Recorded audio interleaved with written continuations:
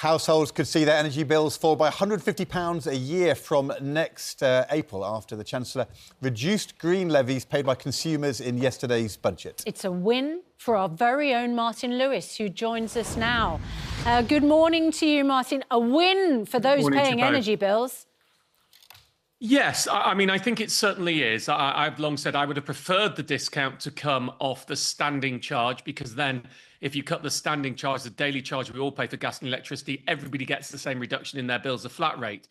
What's actually going to happen is come next April, we're going to see, I currently think, and I'm dotting I's and crossing T's on this, about a 3.5p reduction in the unit rate of electricity. So you're currently paying in the high 20p for each unit of electricity kilowatt hour you use. That's going to come down by about 3.5p, and the gas unit rate is going to come down by about 0.3p, which on this nominal typical bill figure will be £150 a year. But if you use more, your saving will be bigger. If you use less, your saving will be smaller, because it's off each unit rate of gas and electricity. The way that's going to be paid, well, they're getting rid of the eco scheme. The more money is going to the warm home scheme. And what they're going to do, and I talked about this on the programme on Friday, saying this is bonkers what's happening at the moment. I'll reiterate for those who didn't hear. We have the price cap going up 0.2%. But within those numbers, on the 1st of January, you'll see a 5.1% rise in the cost of electricity and a 5.7% fall in the cost of gas. Now, that's strange in its own right, because the government wants to make more people use electricity and less on gas, hence heat pumps. But the reason for that rise coming on the 1st of January is not because wholesale rates, the underlying cost of gas and electricity, have gone up. It's because of policy costs. So the government's policy is pushing electricity costs up and gas down, even though the government wants us to use electricity. And this budget announcement is addressing that, and a lot of it is being done by shifting some of those levies into general taxation, which is more progressive. How about our savings, Martin? ISAs and LISAs? So the cash, look, I've been on the show and talked many times that I think cutting the cash ISA is the wrong move, but the cash ISA is to be cut. It's from April 2027. The maximum amount you'll be able to put in a cash ISA each year will drop from £20,000 to £12,000. Still quite a lot. It is still quite a lot, but the discussions I've had with it, and just to say, the shares ISA amount will remain the same, so you can put 20,000 in there. So what you will be able to do is put £12,000 in a cash ISA if you wanted to, and £8,000 in a shares ISA. And we need to get more people investing, and that is the driver behind all of this. I've had a number of discussions with the Chancellor on this over the last year. The reason that the cash ISA is being cut is not primarily a revenue raise.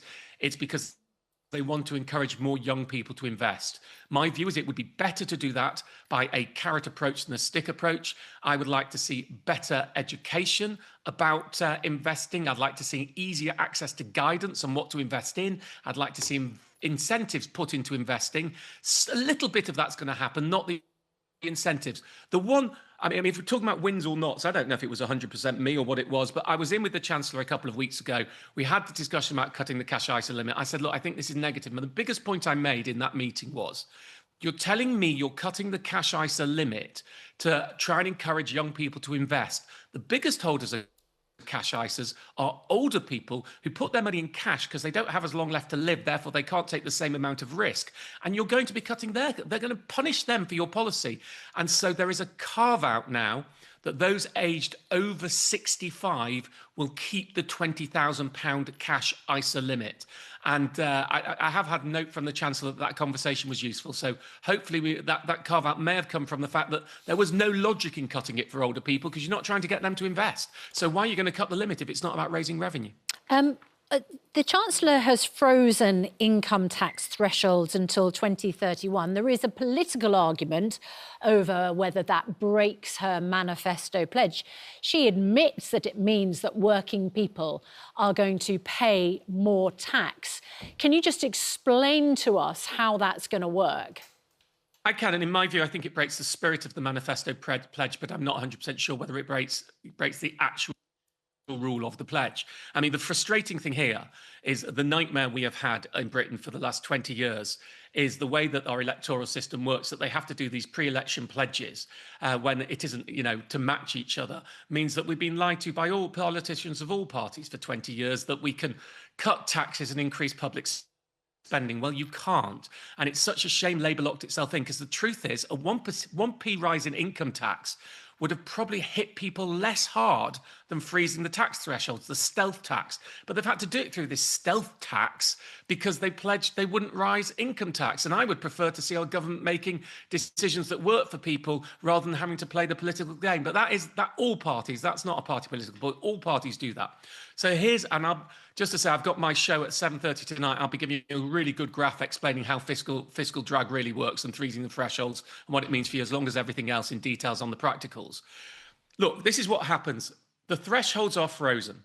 So this is the amount you start paying tax. Each year, average earnings go up and inflation, the cost of things, go up. So with the thresholds being frozen, more people start paying tax, and the amount of tax they're paying as a proportion of their income increases because average earnings and inflation, the prices of things are going up. So it means by 2030, there'll be about 800,000 more people paying tax who aren't now, 900,000 people paying the higher rate tax who aren't now. What it does is it eats away, it nibbles away by taking advantage of the fact that prices, inflation is rising and average earnings are rising. And that's where it comes from. And you don't see it in your pay packet in a practical way, but you do feel it in your pocket. Martin, thank you very much indeed for more analysis of the Chancellor's announcements, how they'll affect you. As Martin says, there is a Martin Lewis Money Show budget special tonight, 7:30, here on ITV.